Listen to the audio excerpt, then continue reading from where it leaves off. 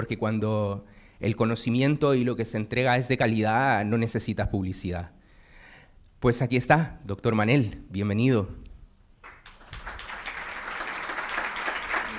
Muchas gracias.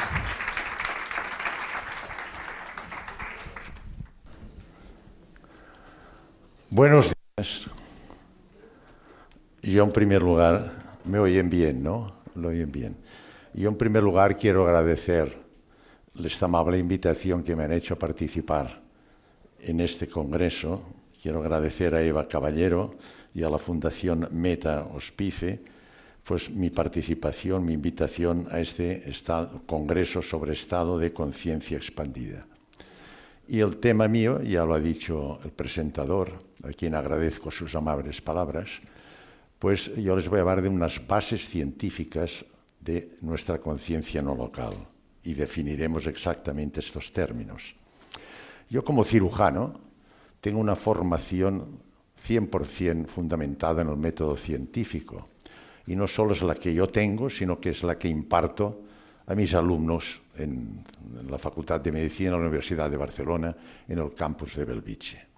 Ustedes saben que el método científico, originado en el siglo XVII por Descartes y Isaac Newton, se fundamenta, lo que pretende es descubrir las leyes naturales, conocer su mecanismo íntimo y poderlas reproducir en el laboratorio. Estudia la naturaleza desde un punto de vista macroscópico.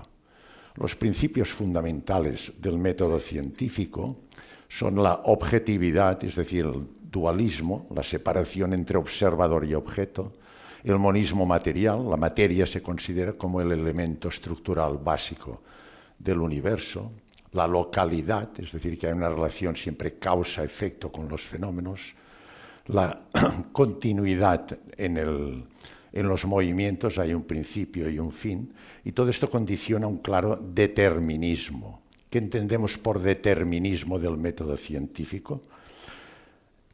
El ser humano está en la naturaleza como un simple observador. Perdón. Es decir, nosotros no podemos influir en el desarrollo de la naturaleza. Todo depende de unas leyes establecidas que nosotros no podemos en absoluto modificar. Es decir, estamos como simples observadores, según el método científico, en la naturaleza. Bien, si trasladamos estos principios al ser humano con una visión antropológica, el ser humano está formado por cuerpo, que es materia, y mente, con todas las actividades mentales, pensamientos, recuerdos, memoria, conciencia. Tenemos una conciencia neuronal o local provocada por la bioquímica, por el metabolismo de nuestras neuronas. Por lo tanto, nuestra actividad anímica es un epifenómeno de la materia, depende del cerebro. Esto ya le indujo a Descartes, a René Descartes, aquella famosa frase que todos ustedes conocen: pienso, luego existo. Esto quiere decir que cuando uno se muere, es decir, por la segunda ley de la termodinámica todo tiene tendencia a la entropía, al desorden, la muerte física supone una desestructuración total de nuestras neuronas, dejamos de pensar, dejamos de existir. Esto es lo que nosotros, el médico, estamos acostumbrados a aceptar, a estudiar, y repito que es lo que yo inculco a mis alumnos. Estando de urgencias una vez, y después en quirófano también ya me ha pasado muchas veces, atendí a un paciente, a una paciente concretamente, diagnosticada de muerte clínica por un grave accidente.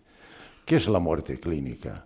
Definimos la muerte clínica como aquella situación en que el paciente presenta un paro cardíaco, es decir, hay una línea isoeléctrica en el electroencefalograma, hay paro respiratorio, arreflexia, no tiene reflejos, no tiene actividad intelectiva, y si hacemos un estudio electroencefalográfico, a partir de los 15 segundos con el corazón parado, el electroencefalograma es plano, desaparecen las 5 posibles ondas que puede detectar un electroencefalograma. Este enfermo está en muerte clínica. Si aplicamos a esta enferma, yo le apliqué rápidamente, eran urgencias, las medidas de reanimación cardiorrespiratoria, saben, masaje cardíaco, externo, punción intracardíaca con adrenalina para estimular la contractibilidad cardíaca, el desfibrilador, fármacos, etcétera, etcétera. Recuperamos al cabo de unos minutos a la paciente. La operé, tenía hemorragias y la enferma se recuperó. Y en el postoperatorio, la enferma me explicó una experiencia cercana a la muerte, una ECM. Yo no voy a insistir en las ECM porque ayer ustedes tuvieron la suerte de tener aquí a un amigo mío que es una autoridad mundial en las ECM, el doctor Pim Van Bommel. O sea que yo no voy a insistir en ellas. Pero, lógicamente, a mí lo que me llamó la atención es cómo me explicó la enferma su experiencia cercana a la muerte y una serie de fenómenos me explicó que me llamaron mucho la atención. Por ejemplo, me contó exactamente todo lo que estaba ocurriendo en el servicio de urgencias de mi hospital de Belviche, que es enorme, en el momento en que yo la tenía en una camilla muerta, haciendo masaje cardíaco, punción, etcétera, etcétera. Entonces, todo esto me llamó mucho la atención a mí. Dije, ¿cómo puede ser que una persona que yo la tengo su cuerpo muerto aquí no tiene actividad intelectiva que me esté contando con toda clase de detalles lo que está ocurriendo a distancia? Y si cogen la bibliografía mundial verán que esto es frecuentísimo, y que no depende ni del tiempo ni del espacio. Hay una transferencia de información independiente del espacio y del tiempo. Por ejemplo, hay casos descritos de un enfermo reanimándose en Estados Unidos y contó exactamente lo que estaba pasando en las antípodas, en Australia. Y esto es inmediato, en el mismo momento que está ocurriendo. Lógicamente, nosotros como médicos somos muy chafarderos, esta es la verdad. Cuando vemos un fenómeno, ya sea orgánico, biológico o anímico, nos hacemos enseguida dos preguntas. ¿Cuál es la causa, lo que llamamos la etiopatogenia? ¿Y cuál es el mecanismo íntimo de producción? ¿Cuál es la fisiopatología? Yo me pregunté estas dos cosas y con mi formación del método científico no encontré respuestas. El método científico, ya hemos dicho, dejo de pensar, dejo de existir. Si esta enferma no piensa, está clínicamente muerta, ¿cómo puede ser que me esté contando toda esta serie de fenómenos? Y otros que después comentaré. No lo sabía. Reconocí mi insuficiencia conceptual y fui a consultar con otros expertos. Me reuní con los compañeros de mi hospital, del servicio de neurología, expertos en neurofisiología, y con los psiquiatras y psicólogos del servicio también de psiquiatría de mi hospital.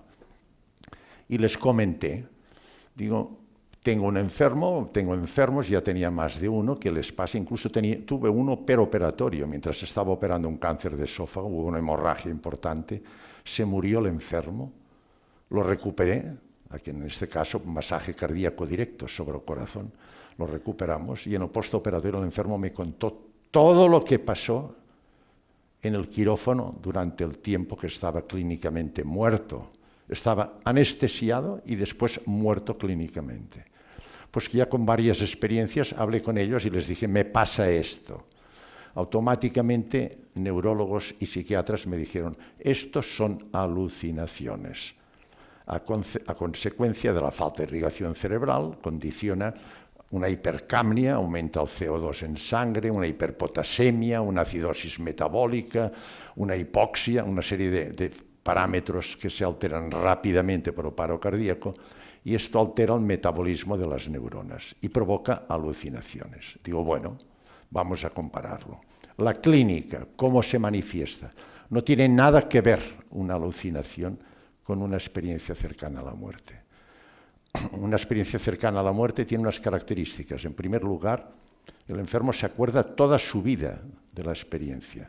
La alucinación no quiere saber nada, le da vergüenza, se olvida. En segundo lugar, las experiencias cercanas a la muerte tienen unos ítems que se van repitiendo en todos. Esto lo tiene muy bien descrito Bruce Grayson, otra autoridad mundial en experiencias cercanas a la muerte. Tiene una estructuración lógica. La alucinación es totalmente absurda. No tiene nada que ver la alucinación de un enfermo con la de otro. Y después, estas experiencias que tienen los pacientes condicionan un impacto psicológico que dura toda la vida al paciente. Cambia su concepción existencial y, por lo tanto, cambia su rol vital, su dinámica vital. Esto no pasa en absoluto en las alucinaciones. Yo les dije, vosotros decís que son alucinaciones, pero no tiene nada que ver una cosa con lo que me cuentan mis enfermos. Y aparte de esto, yo les dije lo siguiente. Digo, estos enfermos a mí me dicen que pasan fácilmente a través de estructuras. Una enferma, por ejemplo, fíjense, una enferma que me conocía, era una sanitaria de mi hospital que atendí por un accidente también en paro, en muerte clínica. Intentó tocarme porque no se pueden comunicar en la experiencia con los medios habituales y al tocarme pasó a través mío. Tuve una sorpresa tremenda. Pasan a través de las paredes. No sé si han visto la película Ghost, muchos de ustedes. Allí se ve muy bien.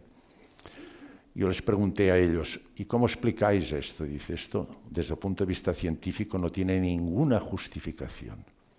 Otro aspecto importante es lo que hemos comentado antes, la transferencia de información independiente del espacio y del tiempo. Te cuentan exactamente lo que está pasando, con toda clase de detalles. Esto exige que hay, de alguna manera, un acto presencial. Método científico, me dijeron, tampoco tiene justificación. Digo, y os voy a decir otra cosa. Se ha practicado resonancias magnéticas funcionales. Ya saben que es una forma de explorar la dinámica cerebral. Vemos exactamente qué zona del cerebro está en actividad ante una función anímica determinada. Y el neurólogo, el neurofisiólogo, me dijeron, ¿y qué visteis? Digo, hicimos la resonancia con una particularidad, que mientras se hacía la resonancia magnética funcional, se le dijo al paciente que comentara su experiencia cercana a la muerte con toda clase de detalles. ¿Y qué vimos? Primero, en determinadas situaciones, momentos, se activaba el lóbulo frontal, sobre todo la zona prefrontal. Aquí delante tenemos las actividades más elevadas del ser humano, la actividad intelectiva, racional y el libre albedrío. El neurólogo me dijo, esto es que lo que está explicando tiene una estructuración lógica. Digo, ya os lo dije esto. En segundo lugar, cuando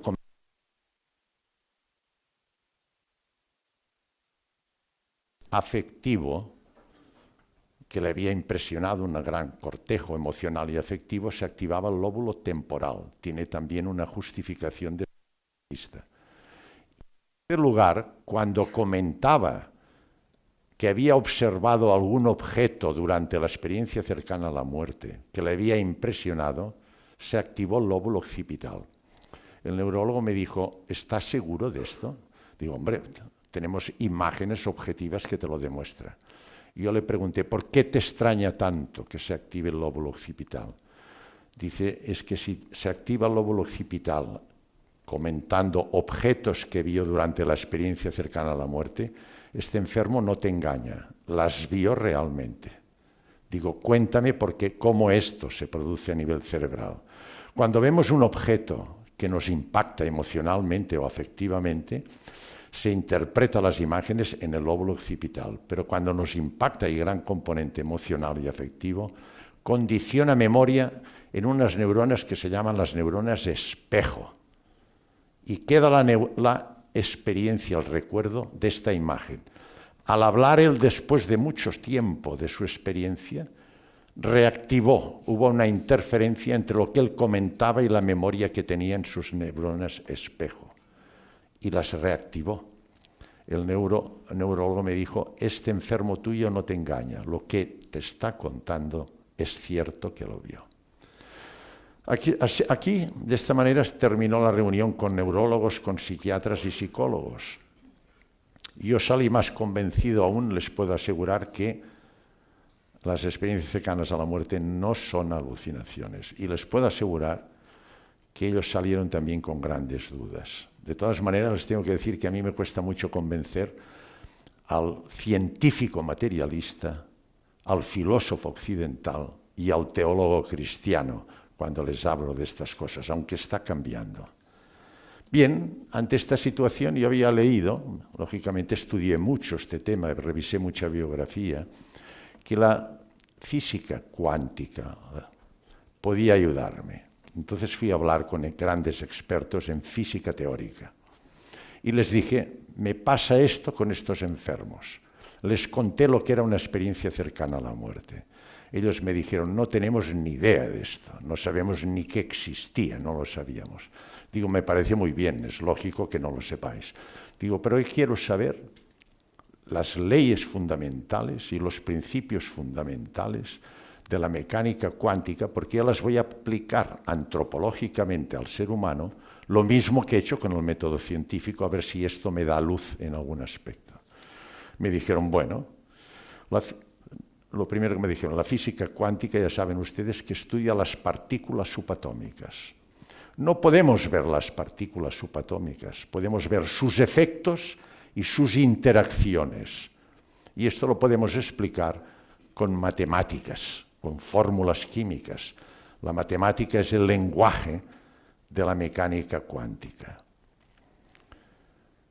Hay unas leyes fundamentales. De todas maneras, ellos me decían cuando estaban hablando, tienes que cambiar de paradigma, tienes que cambiar de chip, porque si quieres juzgar la física cuántica con el mismo chip que lo hacemos con el método científico, no te aclararás, hay que cambiar de chip. Entonces me dijeron, leyes fundamentales. Dice, el elemento estructural básico del universo no es la materia, es la energía. Todo es energía, todo es energía, todo es el elemento básico. Y la energía tiene dos propiedades fundamentales que no hay que olvidar, ni se crea ni se destruye, se transforma. Y la energía está en continuo estado vibratorio y se propaga en ondas electromagnéticas de frecuencia variable y de altura e intensidad variable. Dice, esto no lo olvides nunca. Perfecto. Dice, ahora vamos a los principios fundamentales que después tú lo aplicarás antropológicamente al ser humano. Primero, descrito por Louis de Broglie, fisioteórico francés, premio Nobel en 1929. Él observó lo siguiente, que las partículas subatómicas podían estar al mismo tiempo en varios sitios. Esto le extrañó mucho. Y en segundo lugar, que a veces se comportaban como partículas, materia, y otras veces se comportaban como energía, onda electromagnética. No lo entendió, pero él describió estos dos principios. Segundo principio, descrito por Niels Bohr, premio Nobel también, en física teórica. Hizo el clásico experimento de Young, que consiste en hacer pasar un flujo de electrones a través de la doble rendija. Y entonces en la pantalla se ve, en primer lugar, él vio que al pasar el flujo de electrones, como era de esperar, se vio en la pantalla que eran ondas electromagnéticas con fenómenos de interferencia entre las ondas. Perfecto, ya lo sé. Pero cuando intervenía una conciencia inteligente, tuvo la gran sorpresa de que en lugar de en la pantalla observar imágenes de onda, observó partículas. ¿Qué había pasado allí? Que la energía se transformó en partícula, en materia, y que la conciencia inteligente es capaz de transformar la energía en materia. Esto se llama colapsar la energía en materia. Esto destruye totalmente el concepto del determinismo del método científico. No somos observadores del universo, somos co-creadores. Amigos míos, todo esto que vemos aquí material, todo esto es energía que nosotros colapsamos, somos co-creadores. Todo lo que vemos a nuestro alrededor es una pura ilusión, es energía colapsada en materia. Fíjense bien que esto, en el mundo occidental, nos dimos cuenta en el siglo XX, cuando apareció la física teórica, finales del XIX, XX y más en XXI. Esto 5 o 6 siglos antes, no por el método científico, sino a través de la meditación y espiritualidad, en las filosofías orientales ya lo sabían, los Upanishads, el Bhagavad Gita, si lo leen. Ellos llamaban a esta ilusión que tenemos de que nos pensamos que esto es real. Esto es energía que colapsamos, lo llamaban, ya lo saben, Maya, la ilusión, todo es una ilusión. O sea que el segundo principio importante, somos co-creadores, podemos transformar, colapsar la energía en materia. Tercero, Heisenberg, también premio Nobel. Como el electrón está continuamente en estado vibratorio, no podemos saber nunca ni dónde está ni qué velocidad tiene. Es el principio de incertidumbre que se llama. Cuarto principio, descrito por Rosen, Einstein, Bohm y Bell, 4 premios Nobel. También trabajó Podolsky, no le dieron a este pobre el premio Nobel. Ellos estudiaron lo siguiente, fíjense, cogieron un grupo de electrones o fotones, se puede hacer, y relacionados y los dividieron en 2 grupos. Uno lo dejaron en el laboratorio y otro lo trasladaron a distancia, lo pusieron al otro lado del Thames, del Támesis. A los electrones del laboratorio le cambiaron una propiedad cuántica, por ejemplo el spin. El spin es el eje de rotación que tiene toda partícula subatómica. Y vieron que en el mismo momento que cambiaban el spin en los electrones del laboratorio, en el mismísimo momento cambiaba lo mismo en los electrones que estaban a gran distancia. Es igual que lo ponga después del como si lo pone en las antípodas o en otro planeta. Es indiferente la distancia. Hay una transferencia de información independiente del espacio y del tiempo. Después de explicarme este principio, el físico teórico me dijo: esto te explica el fenómeno que te cuentan tus enfermos. Digo, ¿cómo? Dice, tú me has dicho que tenías el enfermo allí muerto, que le estabas haciendo masaje cardíaco, y te explicó lo que pasaba en aquel momento en el servicio de urgencias, o en uno de Estados Unidos, lo que pasaba en las antípodas. Es lo mismo, es el fenómeno de transferencia de información que no lo explica el método científico y sí la física cuántica. ¿Qué quiere decir esto? Que hay una energía que sale del cuerpo de mi enfermo y que es capaz de trasladarse donde él quiere. Si usted le pregunta al enfermo, ¿cómo es que puede usted hablar de otros lugares cuando tiene la experiencia cercana a la muerte? Dice, yo pienso que estoy en Rusia y en el mismo momento estoy en Rusia. Hay una transferencia de información, de energía sutil que no podemos ver, que está en el cuerpo, pero que tiene continuidad del cuerpo.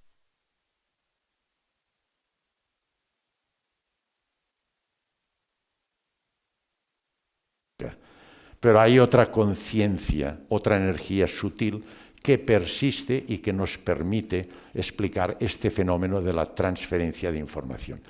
Piensen, la tecnología a veces falla. Sí. Piensen que toda energía es información. Esto es una ley. Es decir, esta energía que sale de un cuerpo físicamente muerto es energía que persiste a pesar de la muerte física, que continúa, sale, puede ir desplazarse donde quiere y es información. Otro punto importante que me dijeron los físicos teóricos, dice, algunos parámetros cambian totalmente. Ustedes saben que en método científico el tiempo es lineal, pasado, futuro. En mecánica cuántica el tiempo es circular, descrito por Einstein y Stephen Hopkins. ¿Qué quiere decir esto? Que solo hay un tiempo, el momento presente, el ahora. La eternidad en mecánica cuántica es la ausencia de pasado y la ausencia de futuro. Solo hay el momento presente. Entonces me dijo, con estos principios ya tienes bastante. Vamos a trasladarlo al cuerpo humano con una visión antropológica. Digo, exacto es lo que yo quiero. Digo, el cuerpo humano es materia. Me dijo, falso. Es energía de baja frecuencia. Y aparte de esto, me dijo, te voy a decir una cosa, cualquier estructura material está vacía. Digo, hombre, cada vez esto es más complicado. Dice, tu cuerpo, por ejemplo, está formado de millones de átomos. Dice, imagínate por un momento que un átomo de tu hígado el núcleo, tuviera el tamaño de una pelota de golf o de ping-pong y la pones en el centro de un campo de fútbol, ¿sabes dónde están los electrones? En la última hilera del público y mucho más lejos. Hay enormes espacios entre las partículas subatómicas. Dice, y esto te explica otra cosa que te cuentan tus enfermos. Digo, ¿el qué? Que pasan a través de estructuras sólidas. Es facilísimo que una energía que son ondas electromagnéticas pase a través de estos espacios. Dices lo que te cuentan tus enfermos, que pasó una a través tuya que intentó tocarte, que pasan a través de las paredes con toda facilidad. Fíjense bien que estamos viendo que la clínica es distinta de las alucinaciones. La resonancia magnética, una prueba objetiva, nos demuestra que hay una energía que persiste después de la muerte física, tiene continuidad después de la muerte física. Nos está demostrando la física cuántica que es perfectamente explicable, que pueda atravesar estructuras sólidas. Me está explicando la mecánica cuántica que es perfectamente justificable, demostrado científicamente, porque estos experimentos los pueden hacer las veces que ustedes quieran. Puede haber una transferencia de información inmediatamente, independiente del espacio y del tiempo. Bien, segundo aspecto que le dije, la vida anímica, pensamientos, recuerdos, emociones, conciencia, memoria. Dice esto por mecánica cuántica, es lo más fácil del mundo. Todo esto es energía. Un pensamiento es una onda electromagnética. Una emoción también lo es. Es decir, que toda actividad anímica es energía de mayor frecuencia que la materia. Y al final él mismo me dijo, y tienes que aceptar que hay otra energía sutil que no podemos percibir, que persiste a pesar de la muerte clínica, que tiene continuidad del cerebro y que te justifica la transferencia de información, el que a través de estructuras sólidas. O sea que tenemos tres cosas importantes. ¿Qué características tiene esta conciencia no local? La más importante es que es holística respecto a la energía primera, a la conciencia cuántica universal, a la inteligencia primera, al diseñador inteligente. Llámenle como quieran. Hay una inteligencia primera que cada religión, cada pueblo, según su idiosincrasia, le pone un nombre. Nosotros le ponemos Dios, otro le pone Jehová, otro le pone Alá, Brahman, Tao, registro acásico, póngale como quiera. Hay una energía primera. Y esta energía primera, nuestra conciencia no local, a mí me gusta llamarla supraconciencia, porque está por encima de la conciencia neuronal o local, es holística. El término holístico deriva de un concepto matemático que se llama fractal, un fractal. El fractal fue descrito por Mandelbrot, matemático austríaco afincado en Estados Unidos, en la Universidad de Yale, y describió el término fractal. El fractal es un todo, lo que llamamos el holograma total, formado por múltiples partes, con la particularidad que cada una de las partes tiene las propiedades del todo. Nuestra conciencia no local es holística respecto a la conciencia primera, a la energía cuántica universal. ¿Y cuáles son las propiedades? Tres. Omnipresencia eterna. Esta conciencia perdura eternamente. Segundo, omniscencia, lo sabe todo. Recuerden la intuición. La intuición nos dice siempre la verdad, sin razonar. Nunca nos engaña, es expresión de nuestra conciencia no local. Y en tercer lugar, es omnipotente, lo puede todo. Y lo que es importante también es que tengamos el concepto de que es holística, de que forma parte de todo. Nosotros estamos unidos totalmente, somos universo, estamos amorosamente unidos a todo. Tristemente el método científico, después hablaremos de esto, nos separa, crea el clásico dualismo, la objetividad, la separación entre yo y lo otro, falso. todos estamos juntos. Esto en la meditación profunda, si la practican en fase profunda, uno tiene esta sensación de expansión, de abertura, y uno es consciente de que forma parte de todo. Estas son las propiedades de esta conciencia no local. No la podemos ver porque es una energía sutil que está por encima de nuestra capacidad perceptiva, sensitiva y sensorial.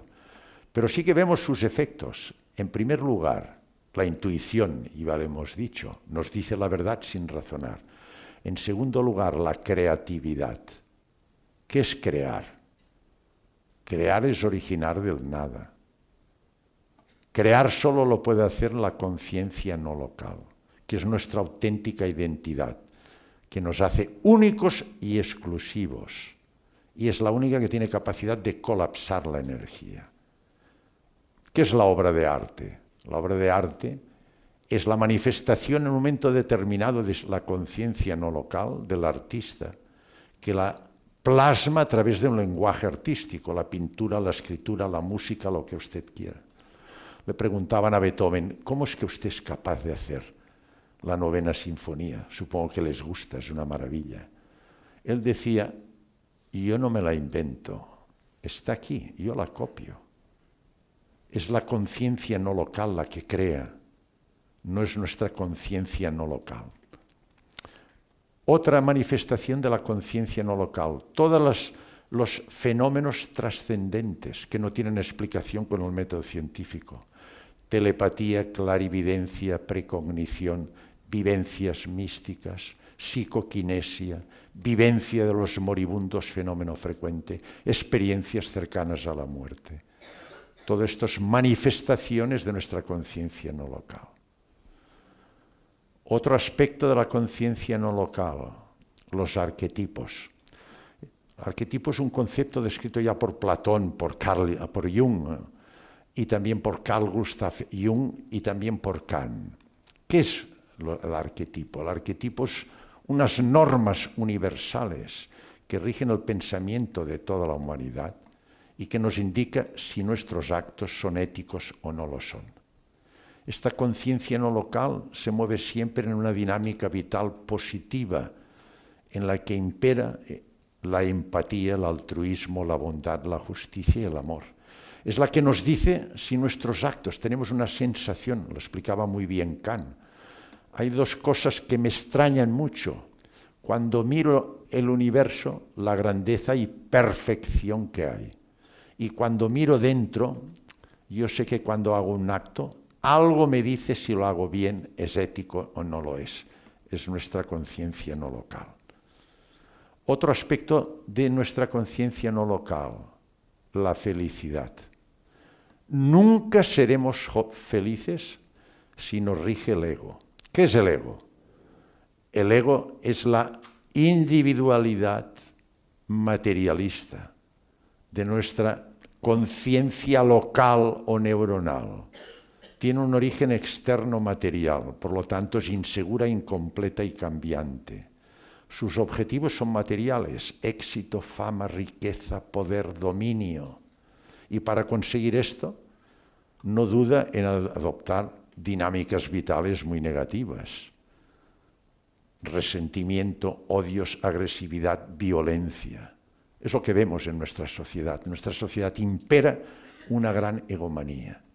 El ego se mueve siempre entre opuestos. Y en la frontera de los opuestos siempre hay conflictividad, siempre hay lucha. Nunca seremos felices si nos fundamentamos en el ego. Estos opuestos, todos son opuestos. Vida, muerte, salud, enfermedad, guapo, feo, todo en todo hay opuesto. Y el ego quiere lo que le interesa, quiere eliminar el opuesto que no le interesa. Nunca se puede conseguir. Esto lo dice el Tao muy bien. Uno genera al otro. Tracen ustedes una línea curva. En un lado es cóncavo, en el otro es convexo. El cóncavo no existe sin el convexo. En nuestra dimensión humana, que es tridimensional, existe la salud e indiscutiblemente existe la enfermedad. Es decir, uno no puede eliminar el otro. Y el ego se fundamenta en estos opuestos. Y como no los puede eliminar, siempre estará en lucha. Aparte de esto, se fundamenta en la materia el ego. Y sabe que la materia es su cuerpo. Y tenemos pruebas cada día de nuestra involución senil, nuestro deterioro progresivo y la muerte. Es lo más democrático que hay, nadie se escapa de ella, de la muerte. Entonces pierde su sustento el ego. Esto le angustia tremendamente. Por lo tanto, nunca se puede ser feliz si estamos controlados y regidos por el ego. En cambio, si estamos dominados por nuestra conciencia no local, ¿qué impera allí? Altruismo, empatía, bondad y sobre todo amor. La energía más potente del universo, como decía Einstein. Lean la carta preciosa que escribió a su hija Liesl, una maravilla. Esto da la felicidad, no el ego. Otro aspecto importante de la conciencia no local, el libre albedrío. ¿Ustedes creen que somos libres? En absoluto. Mientras domine el ego, no somos libres. El carácter, que es la manera de pensar, ser y actuar de una persona, es la que condiciona nuestros pensamientos y, por lo tanto, nuestros sentimientos. ¿Cómo se estructura el carácter? Recuerden esta frase. El pensamiento condiciona la acción. ¿Están de acuerdo? La acción determina el comportamiento. El comportamiento repetido crea hábitos. Los hábitos estructuran el carácter, la manera de pensar, ser y actuar. Y el carácter marca el destino. ¿Cuándo se adquieren los hábitos? Se adquieren ya en el claustro materno y en los primeros años de la vida. Que tristemente los padres, la mayoría, ni lo saben esto. Están estructurando el carácter de sus hijos. Y este carácter condiciona nuestros pensamientos y nuestros sentimientos. Por lo tanto, no somos libres. Todo lo que vamos a razonar y decidir depende de este carácter que nos han inculcado. Seremos libres cuando esté regida nuestra dinámica por nuestra conciencia no local, que es totalmente libre, porque se mueve de una manera altruista. El ego siempre es egoísta y esto no te permite ser libre. Estos son los aspectos fundamentales de manifestación de nuestra conciencia no local. Queda una pregunta que el científico se pregunta, si realmente nuestra auténtica identidad es nuestra conciencia no local, nosotros nos regimos por nuestra conciencia neuronal o local, que es la cerebral. ¿Cómo se conectan? ¿Cómo nuestra conciencia no local conecta con nuestra conciencia local, que es la que está dominada por el ego? El ego tiene una fuerza tremenda para tapar, evitar que no se manifieste la conciencia no local. Tiene 4 armas tremendas el ego, que es la ignorancia. La gente no sabe todo esto que estamos hablando. La afección por lo material, el egoísmo y el miedo. Piensen que cualquier miedo en el fondo es miedo a la muerte. Estos 4 factores son los que el ego emplea para tapar, ocluir, que no se manifieste la conciencia no local. ¿Cómo se conectan? Aquí supongo que algunos de ustedes han leído los trabajos de Stuart Hameroff y sobre todo de Roger Penrose, premio Nobel, físico teórico, por sus trabajos sobre los agujeros negros en 2020. Ellos hablaron de los microtúbulos. Los microtúbulos son unas estructuras del microesqueleto de las células eucarióticas, las neuronas, que tienen una estructura helicoidal, vacía, formada por una proteína, la tubulina alfa y beta, y es precisamente en este lugar donde tiene transferencia cuántica, donde hay la transferencia entre la conciencia no local y local. Esto tiene un inconveniente, que es que para que se produzca tiene que haber coherencia cuántica, y la coherencia cuántica, en principio, se había demostrado que se producía a la temperatura de menos 273 grados, que es el cero absoluto. Y entonces les decían a Stuart y a Hameroff, La vida a menos 273 grados no es posible. Pero esto ha cambiado, amigos míos. En 1944, Jordan introdujo un concepto al principio muy polémico, biología cuántica. Habló de ella también Schrödinger en su famoso libro, ¿Qué es la vida? Hoy sabemos que nuestra biología, el metabolismo de nuestras células, funciona cuánticamente. Esto se describió la primera vez con la fotosíntesis en la Universidad de Berkeley, en California, en 2007. Salió un trabajo precioso en Science. La fotosíntesis, que es la transformación de la materia inorgánica en orgánica a través de la clorofila, el pigmento de las plantas, que absorbe la energía del sol y junto con el CO2 transforma la materia inorgánica en orgánica. La captación de energía por parte de la clorofila es un fenómeno totalmente cuántico y se produce a la temperatura ambiental. Y después se ha visto que el olfato, la vista, las mutaciones del ADN, los movimientos migratorios de las aves, todo esto es mecánica cuántica, se fundamenta totalmente en la física cuántica.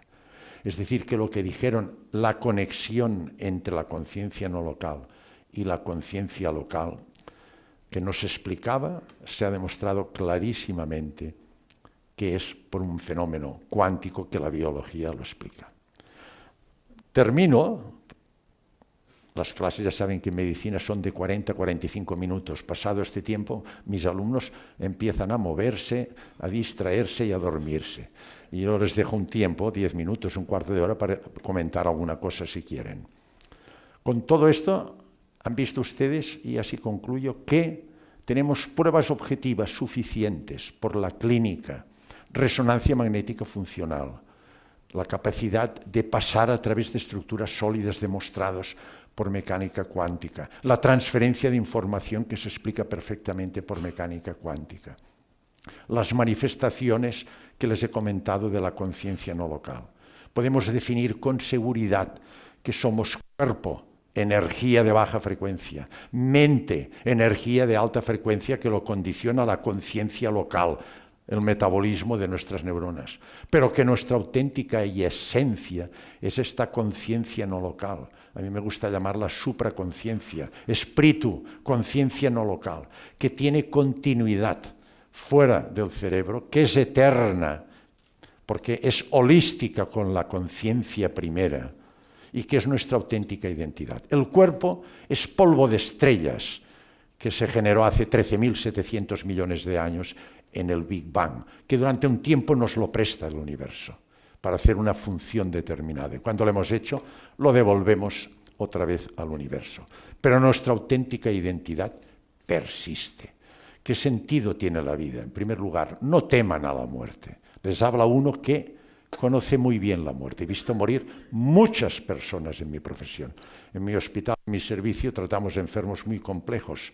Cáncer de esófago, páncreas, colon, recto, trasplantes de hígado. Es decir, vemos patologías muy graves, no siempre podemos curar. El médico tiene que curar, si no puede curar, paliar y siempre consolar al enfermo y a los familiares. Tristemente esto con la medicina mecanizada no se puede hacer mucho. No teman a la muerte, no la teman, forma parte de nuestra vida, es desprendernos. Y les puedo asegurar una cosa, que en el otro lado se está mejor. A mí muchos enfermos que he reanimado, ¿saben qué me han dicho? Dice, usted me hizo una mala pasada reanimándome. Y yo no quería volver, lo dicen, en su experiencia cercana a la muerte. Y yo no quería volver y usted, demonios, me ha reanimado y he vuelto otra vez. Esto es un valle de lágrimas. Es una carrera de obstáculos, como dice Teilhard de Chardin. Empezó alfa lleno de imperfecciones que tenemos que ir eliminando hasta llegar al punto omega, que es la santidad, la budeidad, la iluminación. Este es nuestro camino en la vida. Bien, y termino así con una frase que me gusta mucho de Ortega y Gasset. Dice, el buen docente no es el que proporciona caudal conceptual, sino que es aquel que junto al caudal conceptual despierta el espíritu crítico. No se crean lo que les he dicho. Lean, estudien, razonen. La manera de llegar a la conciencia no local, la mejor manera es la meditación. Mediten, hagan, lean, instruyanse, lleguen a sus propias conclusiones y verán que llegarán a esta conclusión. Yo he cambiado totalmente, es decir, estoy convencido de la existencia, tengo pruebas cada día con mis enfermos, en las experiencias de los moribundos, en las experiencias cercanas a la muerte, de que hay cuerpo, mente y algo más, que es lo importante, que es esta conciencia no local. Muchas gracias por su atención.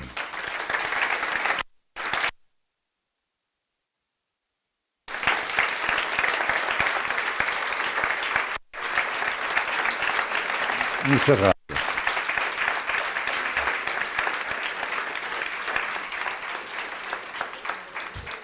Wow, una cátedra, una palabra. Perfecto. Pasamos a las preguntas. Tenemos 10 minutos. 3 preguntas, tenemos 10 minutos. 1, 2 y 3. Ah, sí, ¿podemos hacer unas más? Bueno, vamos a hacer unas más entonces. Buenos días, Manel. Es espectacular y muy inspirador tu camino desde la ciencia, y eso da mucha credibilidad que hayas hecho este viaje de ser un científico materialista a convertirte a este nuevo paradigma. Yo tengo 2 preguntas muy rápidas. La primera es a la que dices, se puede llegar a través de la meditación, pero entiendo que tarde o temprano tendremos que poder llegar a través de la ciencia a este nuevo paradigma. Y la ciencia aún tiene muchísimas dudas. Por ejemplo, con las ECMs, no sé si conoces los estudios de Sam Parnia en la New York University, que hizo un estudio muy amplio en donde quería detectar mensajes y audiciones de los pacientes que tenían experiencias cercanas a la muerte, y no acabó de encontrar. Hubo uno que sí que pareció que escuchó algo, pero no acabó de escuchar a nadie. Y en la física cuántica, ahí, Manel, si tú hablas a un físico cuántico y le hablas de la consciencia, se pone muy nervioso. A día de hoy, solo 13 de las 14 teorías que hay sobre la física cuántica consideran que la consciencia es la que colapsa la función de onda. Casi toda la comunidad científica cuántica está en contra de esta visión, ¿no? Entonces, ¿cuál crees que es la evolución que vamos a encontrar a nivel científico? Y la segunda pregunta es en relación a la inteligencia artificial. Parece que la inteligencia artificial, mucha gente dice que se está aproximando a poder... La segunda pregunta, ¿qué era? Sobre la inteligencia artificial. Inteligencia artificial. Que parece que a día de hoy, con la explosión que hay en la inteligencia artificial, parece que todo apunta a que tarde o temprano, y mucha gente lo piensa, va a aparecer consciencia en la inteligencia artificial. Y eso me parece a mí un fenómeno, con esta visión que yo comparto tuya sobre este nuevo paradigma, eso no es posible, que del silicio salga consciencia. Es una cosa que a mí me parece tremendamente sorprendente. Me gustaría también que lo pudieras comentar. Gracias. Muchas gracias por las preguntas interesantes.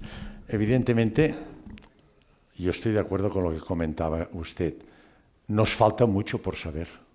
Nos falta mucho.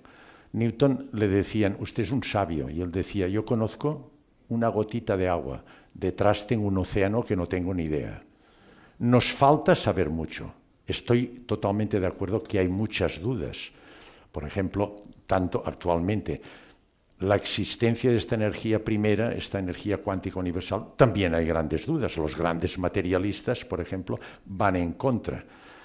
Por ejemplo, y esto lo apoya bastante el conocimiento actual que se está haciendo sobre las partículas, que proporciona conocimiento en el origen del universo hace 13.700 millones de años y el origen de la vida hace 4.000 millones en el planeta. Uno es la creación, el otro la teoría materialista. Dicen que sí, que no. Es decir, hay muchas dudas. Pero lo que sí yo le puedo decir es que las pruebas objetivas que yo le he expresado a usted, sí que a mí me explican. Es que se baja. Ahí está. ¿Y si lo pusiera aquí? Me explican algunos de los fenómenos que me cuentan el enfermo de la experiencia cercana a la muerte y que no me explica el método científico. Ahora, estoy seguro, yo también tengo muchas dudas. Estoy de acuerdo con usted. Ni muchísimos menos podemos decir, ahora lo sabemos. Vamos viendo aspectos, picamos de aquí, de allí, buscamos por aquí, por allí y vamos explicando poco a poco parte de estos fenómenos trascendentes que no tienen un soporte materialista. Pero evidentemente estoy de acuerdo con usted que nos falta mucho. Y lo que digo yo de la física cuántica, hay muchos que dicen que no es verdad. Lo que habla la transferencia Hameroff y Roche-Penrose, hay muchos que dicen que esto no es cierto. Hay muchos físicos teóricos que dicen, esto de la conciencia, déjate estar, que no tiene nada que ver. La biología cuántica, hay auténticos retractores de la biología cuántica. Es decir, en absoluto les he dicho que yo tengo la razón. Yo lo que he intentado como científico, que me fundamenta en la meditación, es buscar explicaciones del fenómeno que me explican mis enfermos. Y veo que unos me dan una explicación, otras disciplinas, la mecánica cuántica, me da otra explicación, pero soy consciente que tengo grandes lagunas. La segunda pregunta que me ha dicho usted, totalmente de acuerdo. La única que puede crear, originar del nada, es la conciencia no local. La inteligencia artificial, piensen que la ha hecho el hombre, le ha puesto algoritmos, le ha puesto softwares, gestionará datos a una velocidad que nuestra mente jamás en la vida podrá hacerlo. Pero se los ponen, no los crea la conciencia no local. El problema de la inteligencia artificial es que cada vez las posibilidades deductivas según los algoritmos es cada vez más amplia. Y podemos llegar, según lo que programe, a una máquina que diga, a la que veas un ser humano, mátalo. Puede pasar esto, estoy de acuerdo. Pero le han puesto unos algoritmos dentro, una conciencia no local, que por maldad lo está estructurando de una manera destructiva. La máquina no crea, la máquina gestiona. El que crea es la conciencia. Y lo que hay que hacer es legalizar, controlar la máquina. La máquina nos puede superar a nosotros, pero siempre deductivamente por lo que le hemos puesto. Yo estoy convencido de esto, en este sentido. ¿Alguna pregunta más? Con las preguntas, por favor, que sea una pregunta breve para que todas las personas tengan la oportunidad de preguntar. Yo he cumplido, amigo, sí, he cumplido con el tiempo. Las preguntas, que no tengan un enunciado tan largo. Estábamos aquí primero. Hola, buenos días. Muchísimas gracias. Yo le voy a hacer una pregunta, si me permite, un poco personal. A lo mejor no tiene respuesta, no lo sé. Usted contaba en las experiencias a la muerte que el ser, la persona fallecida que tiene la experiencia como cognición, está viendo lo que está pasando, sabe que es ella misma o él mismo, sabe todo esto, pero luego vuelve, claro, nos lo cuentan porque vuelven. O sea, son personas que no se han quedado allí. Y yo quería preguntarle, ¿qué piensa usted si esa persona fallece y no vuelve, esa energía que se queda ahí o esa conciencia no local que tiene identidad y cognición y que sabe quién es, ¿cuánto tiempo se quedan ahí? ¿O qué piensa usted si luego eso desaparece y se junta con alguna conciencia no local? ¿O si eso se queda ahí, no sé dónde, muy bien? Bueno, quería saber simplemente su opinión. Muchas gracias. Yo no soy ni vidente ni soy experto en estas cosas. He leído. Lo que sí también tenemos pruebas por Jan Stevenson, Brian Weiss, la reencarnación es una realidad. Aunque no la acepten en estos momentos, la Iglesia la aceptaba hasta el año 550 y en un congreso que hubo justiniano, pues la prohibieron por dogma. Pero todas las demás creencias monoteístas aceptan la reencarnación y la reencarnación científicamente hoy sabemos que existe. O sea que el camino, como dice Teilhard de Chardin, no se hace en una sola vida, se hace en varias vidas. ¿Qué pasa después de la muerte física con nuestra conciencia no local? Yo no lo sé. Los enfermos que he hablado con ellos me han dicho, a mí me han hecho volver. La entrada es brusca normalmente por coordinación energética, lo dicen todos esto. El tiempo que se pueden quedar si no vuelven, no sé.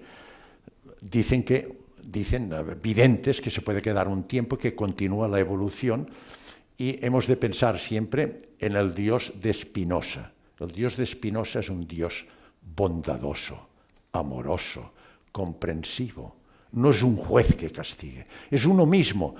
En las experiencias cercanas a la muerte, los enfermos, ellos lo dicen muchos, dicen, en una pantalla veo mi vida y yo soy consciente, y lo que más me duele es cuando vi que hice una obra mal hecha. Ellos se vuelven a partir de aquel momento tremendamente altruistas y empáticos. Es uno mismo que se juzga. Entonces dicen, la gente, yo esto no lo sé, por lo que he leído, que el tiempo que están allí dependen hasta que encuentran un entorno apropiado para progresar su evolución y entonces se reencarnan en una nueva vida. ¿Dónde están? ¿Qué hacen el tiempo que están? Yo esto no lo sé, no soy experto, ni pobre de mí, ni muchísimo menos. Gràcies. Bon dia, moltes gràcies. Yo quería explicar una experiencia. Mi madre falleció hace 5 semanas y yo recuerdo que cuando estaba aquí yo tenía muchos miedos, ella también, pero de cosas muy cotidianas, muy simples, muy sencillas, del día a día. Desde que mi madre falleció, al cabo de un cuarto de hora de fallecer mi madre, yo noté, salí a la calle y noté que un miedo que yo ya conocía que tenía, desde que ella ha fallecido, no lo he tenido. Entonces, a partir de este momento, yo pensé, qué raro que este miedo no lo tengo. Digo, bueno, a lo mejor es que estoy en shock y tengo miedo y no pienso en eso. Pero en estas 5 semanas, muchos más miedos que yo tenía me han desaparecido. Entonces, aquí no sé si hay una interferencia o hay algo de los miedos de mi madre, de los míos, pero ella se ha ido y se me están marchando. Y no estoy a nivel de pensamiento de decir, mira, me voy a quitar estos miedos. No, no, es algo automático. No estoy haciendo nada yo con esto. No sé si viene al caso el comentario. Gracias. Tampoco soy experto en estas cosas, pero yo les aconsejo, si les interesa, de un vidente muy importante, Alan Kardec. Supongo que han leído cosas ustedes de Alan Kardec, el libro de los muertos, el libro de los videntes, etc. El espíritu, según gente experta que lo ven, yo tengo experiencia en mi familia, a veces se ponen de manifiesto de alguna manera con el ser que queda aún familiar, amigo, en la situación tridimensional, en nuestra vida actual. ¿Por qué lo hacen? Normalmente lo hacen para ayudar. Para ayudar, de alguna manera, se ponen con ruidos, pueden ver imágenes, sensación de pérdida del miedo de determinadas cosas. Es decir, esto los videntes, yo no lo soy, dicen que hay una posible y muy frecuente comunicación entre el espíritu de un ser querido con el que se queda aún en la situación tridimensional y lo ayuda. Y de alguna manera se puede poner en evidencia. Es decir, que es muy posible, si lee Alan Kardec, personas que tienen más experiencia en este sentido, que el espíritu de su madre desde el otro lugar le ayude a usted a ir eliminando miedos y cosas para que usted haga una vida más tranquila. Es decir, por amor de su madre hacia usted, de alguna manera le está beneficiando. Esto es lo que dicen los expertos, y yo no lo soy, se lo digo, yo no soy vidente. Buenas. Bueno, en primer lugar, decir que ha sido flipante, estoy aquí. Hola. Mi pregunta viene porque siempre escucho que cuando traspasas las fronteras del ego, solo existe amor, compasión y todas estas cosas guays, ¿no? Pero, ¿por qué cuando traspasas esas fronteras no existen esos opuestos que existen cuando tienes el ego?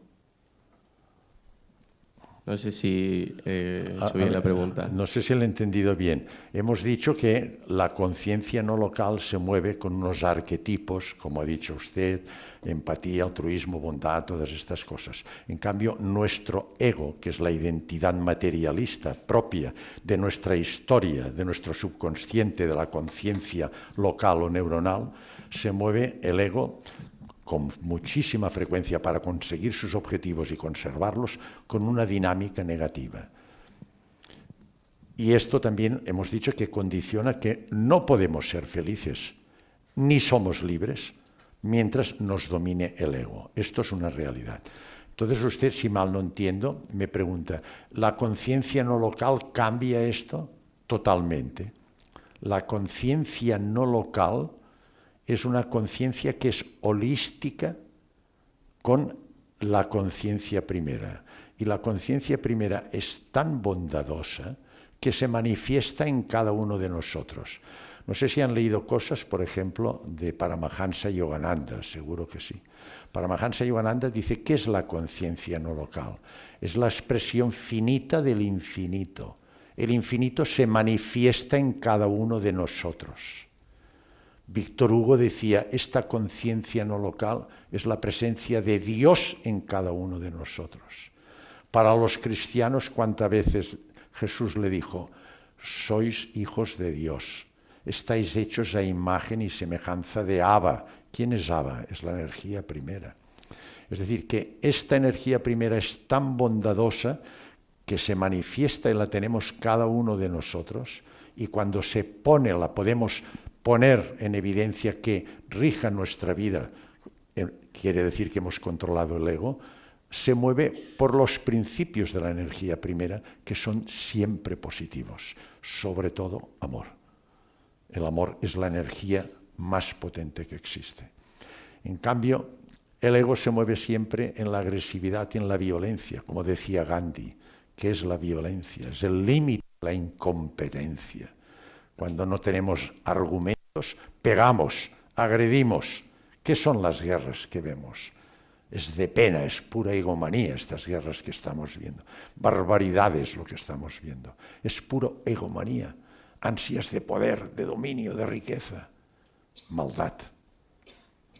No sé si le he contestado, amigo mío. Lo que quería preguntar es por qué también en la conciencia no local existe solo este amor y no existe también ese opuesto negativo. No, porque la conciencia no local es la presencia de la energía primera en cada uno de nosotros. Es energía primera. Somos energía primera. Somos Dios. Así, tal como suena, somos Dios. Y esta energía primera es bondad por principio. Es por principio. Por ejemplo, Einstein le decía, ¿usted cree en Dios? ¿Sabe qué contestaba Einstein? Dice, yo no creo en este Dios que ustedes han montado. Un señor con barba que juzga y castiga y pega, y si lo hace mal le llevan a la Inquisición en épocas determinadas de la vida, de nuestra evolución. Dice, yo veo el universo y veo que el universo es perfecto. Y es perfecto porque hay unas leyes. Y si hay unas leyes, alguien las ha puesto. Y estas leyes son perfectas, porque el universo evoluciona perfectamente. Piense que cambiara solo las 4 fuerzas del universo, gravedad, electromagnética, nuclear fuerte y nuclear débil. Cambiara un poquito solo la energía, una de ellas, estas fuerzas, la de la gravedad. Habría un cataclismo que desaparecemos todos. Todos desaparecemos.